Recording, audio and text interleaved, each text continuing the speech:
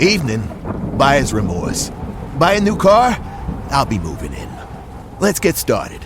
Sorry, I think there's been a mistake. I bought it from Carvana. You what? Yeah, great price. I even have 7 days to love it or return it. So there's no... No buyer's remorse. More like buyer's rejoice.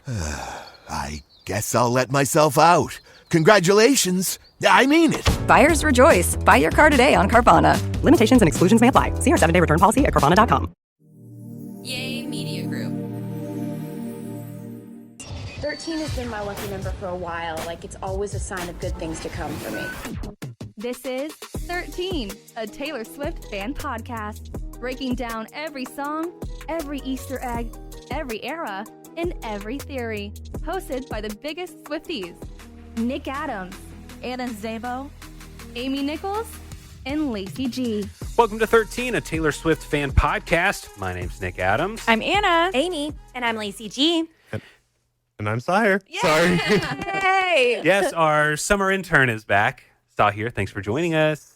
Of course. Let me just say, you are doing a fantastic job. You are. Agreed. I enjoy your input. I enjoy your voice. We've already discussed that. Yeah. Are you But learning a you're lot? I am. Sorry, I cut you off. No, I mean that you're doing a very good very good job, and we're so glad you're here. Thank you. I'm trying to be a sponge and like take in as much as I possibly can. You're doing great. We're very proud of you. Thank you. So we have the tough task of giving our top 5 favorite tracks from the Anthology portion of the Torture Post Department. Am I saying that right? Like, in my mind, is the Anthology the second half, or is the Anthology everything first and second half together? I guess, I think the Anthology is all of it, but Right. everyone knows it. You're saying. Yeah. So we're breaking down our top 5 from the second half. right. Yeah, from Black Dog to Manuscript. Correct. Yes. Yeah, I agree. I think technically it means the Right. entire thing, but I feel like even just Swifties in general, like when you say the Anthology, I feel like it just refers to the second half. Yeah. So it's tough. We just broke down the episode right before this. We broke down our top 5 of the first half, and so now we have the second half, and it's tough. It really is. Does anyone feel like they have more connection to the first or the second half more? Like, is anyone's favorite the second half over the first half? Yeah, I definitely gravitate towards the second half more. Same. Yeah. I Same. feel like. Yeah, I'm more into the second half right now, just because we've been breaking that down. I don't know that I have a favorite, but I don't know, because then I did say earlier everything that I was writing down was from the second half, so maybe. But I love all of it. Yeah, I think in this current period of time, yeah, like you said, I think since on the podcast we've been so deep into the second half that's just what I've been into. All right, so I'll get us started here. So I'm going to say that my 5th favorite is going to be I Hate It Here. I love the song. You can feel the anxiety and just kind of the despair of like, I'm in such a bad situation, but I can't get out. Like, so I'm just going to daydream until I can escape. I can't go anywhere, so this is my situation. It is what it is. She's stressed. You can hear it just like in her breathing and stuff like that. And I just love the lyrics in this song too, and just kind of the whole presentation. So I Hate It Here kind of had to be in my top 5 somewhere, and it's number 5. Love it. Number 5 for me, not because we just broke it down. This song has sparked something in me from the moment that I heard it. The Manuscript. And I love the reflection. I love looking back. I love how mature she is and how she just writes everything. And feeling like years pass, like scenes of a show, and the actors are hitting their marks and the tears fell in synchronicity with it. Like, I love all the imagery that goes along with that she's literally reliving what she's been through in the past and putting it on display for us. And I love that song. So The Manuscript, number 5 for me. Greatness. Number 6 for me from the Anthology half is I'm Gonna Get You Back. No spaces. I feel like I think in general, the second half is more, it's more emotional, more reflective, like we said earlier. And I kind of would feel like I'm Gonna Get You Back should be on the first half. I think so too. I think you're right. You know, like it should be on the first half. So I wonder why it's on the second half sometimes, but it's great. I love the bridge. There's that part that scratches an itch in my brain. That it's great. Lilac short skirt. Let's go. Number 5. I have The Albatross as my number 5. I loved our breakdown and how much we learned of the layers and how well read. Well, I mean, we already knew she was well read, but and just the way she sings it, wise men once said. It's just such a great song. And I love that we did the breakdown. The breakdown, I think, helped put it at my top 5. Yeah. All right, Saahir, what you thinking for number 5? The Albatross is actually the vinyl that y'all gave me whenever I won. Yeah, it was like the Albatross edition.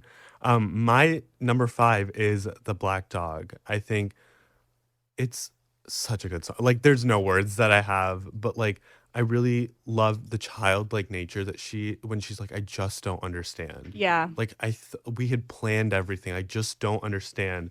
And I love that it's in like I kind of mentioned this before, like, but the 31 songs being divided into the different stages of grief. The Black Dog, which is a metaphor for depression, is the start of the depression in like the 5 songs. Mm-hmm. So I thought that was just like Tay genius. Yeah. Tay and like, genius. I don't even know if she thinks of these things, but they just happen to like fall into place. So that song is just amazing. So for me, number 4 is So High School. One of the reasons why I love it is it reminds me of the Eras Tour. Mm-hmm. You know, it reminds me of the fun that she's having up there. And I also love that she's using this nostalgic vibe to talk about finding new love when she's a little older. Like, I just love how this new love makes her feel young. And in the lyrics, in the chorus, as it goes on, she's like, because I feel so high school every time I look at you. But look at you. Like, every time she sings that "But Look at You," it's like she gets more excited. Yeah, it's Every almost like she doesn't believe it. She hits that high note, and it's just like you can almost just feel this like relief that she's found this love, this excitement, and it's just a cool song to like have at the beginning stage of a relationship that everyone feels, that no matter what your age is, you can get those butterflies in your stomach. And yeah, the nostalgia. She sings about American Pie. That's really funny. Grand Theft Auto, like, that's kind of ridiculous and fun. And then yeah, you think about the Eras Tour and the dance moves, and You Know How to Ball, I Know Aristotle. It's just, I just love it. It's just really fun how she's using all these different images into this song to paint this song about young love, but when you're kind of older. Yeah. So I love it. And I Number can't 4. believe that just because she wrote the lyric, You Know How to Ball, I Know Aristotle, I personally learned about Aristotle. Absolutely. Like, I did a whole deep dive on his teachings and stuff, and I would never have done that if Taylor Swift didn't include it in a song. So that's crazy. She's making us well read. Yes, she is. Number 4.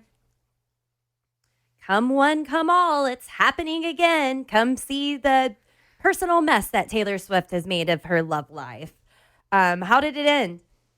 The fact that she takes a child's rhyme, my beloved goes to me sitting in a tree, D-Y-I-N-G, instead of K-I-S-S-I-N-G. That's just so heartbreaking to know this is how she feels, because people have made such a spectacle of her love life, and she can't even go through a simple breakup without people overanalyzing what did you do this time, girl, to run him off? But this song is just absolutely beautiful. I just love everything that this song's about, because you're trying to explain to someone why it's over, but you don't even know, and you can't say it, but you've got gossipy people all up in your business. But how did it end? Just brilliant, brilliant song.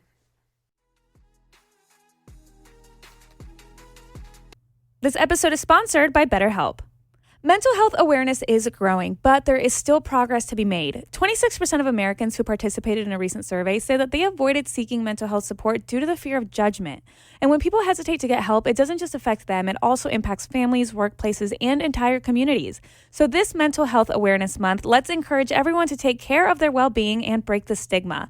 The world is better when people are happy and healthy. And I totally understand that, because I used to think that you could only really go to therapy if you had a huge traumatic traumatic experience, or there is something really heavy going on in your life. But the truth is, you can get a lot out of just talking to someone. I seeked out a therapist when I was having a really hard time with just my general anxiety. And it's been a world of a difference just getting to know myself, my thinking habits, the way that I need to set boundaries, things like that. So if there's something going on that you feel like you need to talk to someone, please do not hesitate. BetterHelp has over 10 years of experience matching people with the right therapist from their diverse network of more than 30,000 licensed therapists with a wide range of specialists. Visit BetterHelp.com/Taylor Swift fan to get 10% off your first month. That's BetterHelp, HELP.com/Taylor Swift fan.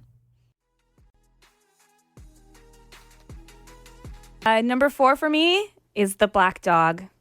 I think it's just therapeutic to sing in the car. I think it's like Old Habits Die Screaming and this actual screaming, and then when she's breathless at the end of it, like it's just, oh my God, it's so good. And I think that when the album came out at first, that was the song that I would tell people to listen to. Like I was like, this proves how good Taylor Swift is, and how great this album is. So I just adore The Black Dog. And I got to go to The Black Dog in London, and I got a hat that says The Black Dog. And yeah, and I was also stalking Lacey's location when she went to The Black Dog, because there was just something beautiful about doing that. Yeah, I think it's just great. For number 4, I have I Look in People's Windows. I'm a moth drawn to the flame. It's just my type of music, and it's perfect, and I really can't explain why it's there, but I'm addicted to it. Bringing us back to like the start of number 4s, my number 4 is also So High School. Nice. I think obviously I'm graduating, so it was a great time for her to release it, at least for me. And it's been so nice, first of all, just seeing like her sparkle come back, like getting the color back into her face, like being with Travis and allowing herself to feel like a kid after, forcing herself to match like the older men and like growing up, or the indie art bros. Like I think she's allowed to just be like just herself and like get that high school romance that I think she craved for so long with all of her older music. It was always about like going all the way back to Love Story. That like music video is football player and like music nerd. Yeah. And now she gets to live out what she wrote in 2008. So I think it's nuts. I know, it's like the foreshadowing that she has, and like in life you'll do greater things than dating the boy on the football team. Yes, but also you still get to do that. So she's like found that balance for herself, and I think that alongside, like saying goodbye to high school for me and like allowing myself to feel so high school has been like so fun. I love that. I haven't thought about this until just now with Saahir here, since he is in high school.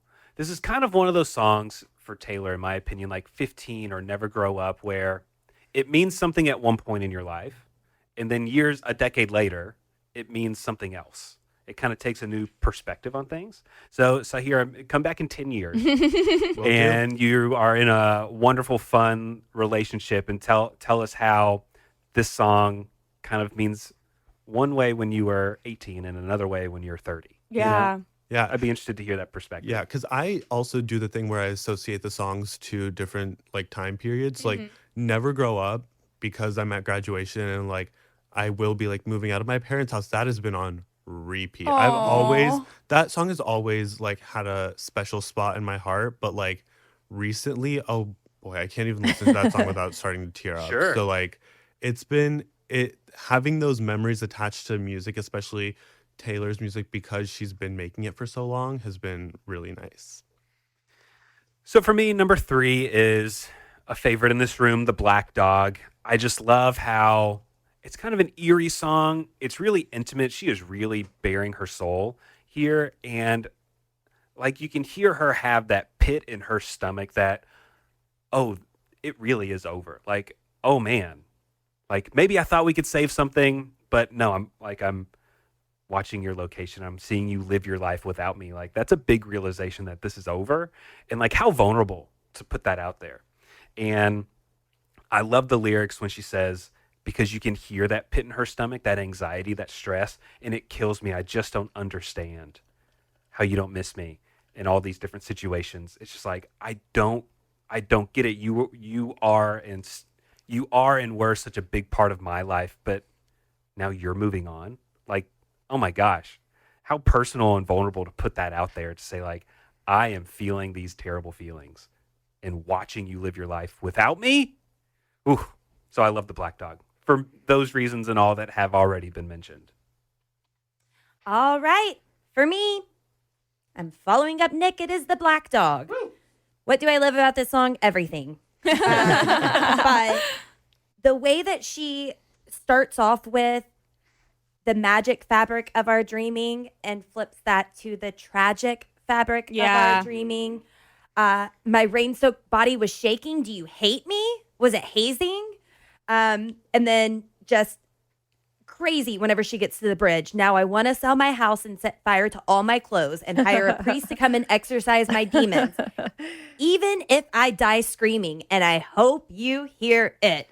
Also, old Taylor, I hope it's nice where you are. New Taylor, I hope it's shitty at the Black Dog. Yeah. Love the it. growth. We love the growth. Oh, I love this song. I was so honored to be able to go to the Black Dog, met some really fun friends whenever I was in London, but the Black Dog, that's always going to be a repeat for me. Yeah, it's never a skip.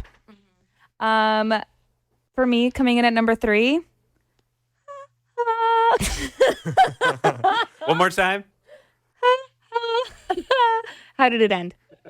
Didn't that sound exactly like the start of it? Right? Did everybody pick up on that? We got it. How Did It End is, I think, such a hauntingly beautiful song. I think being a part of Taylor Swift's life as a fan for as long as I have been and seeing it happen over and over again, where it's like, oh my God, like we hereby conduct this postmortem. She broke up again. How did it end? What happened? Why'd they break up? And she's like, I wish I knew, like I don't know. I think this is just excellent. I think the songwriting is amazing. The bridge, say it once again with feeling, how the death rattled breathing, silenced as the soul was leaving. That's tortured poetry to a T.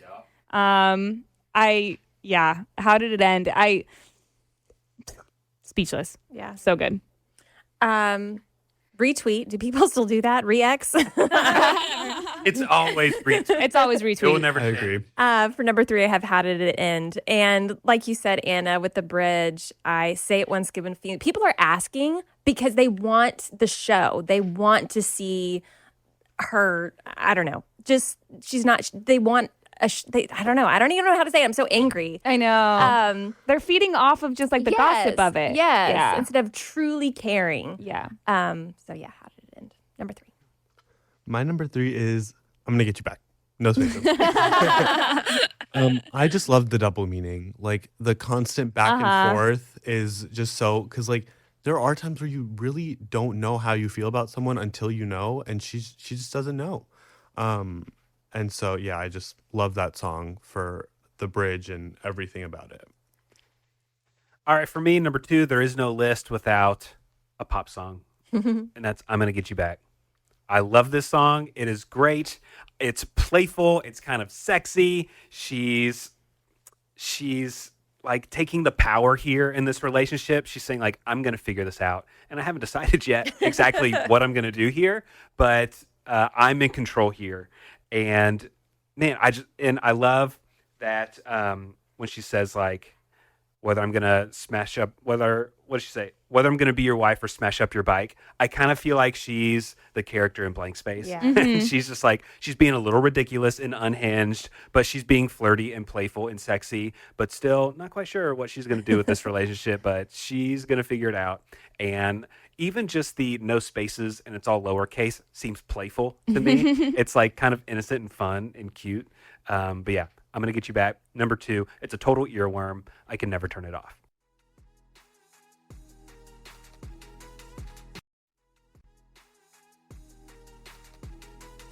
Number 2 for me. Splendidly selfish, charmingly helpless, excellent fun till you get to know her. I can't believe this is number 2 and not number 1, but I did have to make that decision. But the Bolter, I don't know when this got on my playlist and got in my head, but ever since it did, it's been a repeat for me. I love that song. I love the Bolter. Love it. Number 2 for me, Bolter. Number 2 for me is one that we talked about recently, Peter. I I think just the entire album as a whole, when she's kind of like, this situationship she's dealing with, waiting for someone to grow up, and having the imagery of Peter Pan with Wendy, tying it back to Cardigan from Folklore. I think there's so much lore behind this, and I think it's just very beautifully written. And also just the bridge, and I won't confess that I waited. It's just, that's incredible. And Peter crept up on me. I think I always liked it, but I think it was in recent weeks and with our episode breakdown that it really shot up to the top. And now it's at my number 2 spot. Number 2, The Prophecy. She is making deals with anyone. She will do anything. She's not a greater woman. She will beg. And I just love the way that she wrote this song. My number 2 is also Peter. For me, I saw this once on TikTok months ago, and since then, that's why Peter's crept up so high, is that instead of listening to it from like a perspective of 2 lovers, I've looked at it as like an older sibling, like my older brother, and like the older sibling's perspective of like moving out and kind of doing their own life while like I'm still at home. And it's so beautifully written, and I just like love being able to, because obviously like me and my brother talk every day, like we don't go a day without calling, but still like having that like perspective of the older sibling and being like, I know like said you were going to grow up, but I have to grow up, right? Like he's done, I'm the one that has to like grow up and then go find him. So I love that song in like that form as opposed to like the 2 lovers. Yeah. All right, number 1, my favorite song on the second half of the Torture Post Department, The Prophecy. I just love how she is. I mean, I don't love it, but I love the imagery in the song where she is just at a point in her life where she is just going to plead and beg with any higher power in the universe. Whatever one's going to listen, that's who she wants to talk to. It's just like she's not directing it at any higher power. It's every higher power. Someone, something changed the outlook of my life, changed this. And she has such gut-wrenching lyrics. In the chorus, she says, I'm on my knees, change the prophecy. I don't want money, just someone who wants my company. That's kind of one of those things that rich people say of like, money can't buy you everything. Money can't buy you happiness. She just wants someone who wants my company. Like, that's almost like not even someone that loves me 100%, like just someone who will tolerate me. Yeah. Someone who is cool just hanging around me. And another gut-wrenching lyric is, I'm so afraid I sealed my fate. No sign of soulmates. I'm just a paperweight in shades of grayish. Oh my gosh. Like, she's thinking so little of herself. So I love this song because of the lyrics and just because of this message that you can feel when she's singing it. She's just pleading for something and someone to hear her pleas and to change her fate. And maybe someone was listening, She's the higher power. I think she changed her own fate. Should I light the candle? Number 1 for me, Peter. I love that song. I love the whole storytelling. I love the imagery of the little boy who refuses to grow up and handle business. I love this song.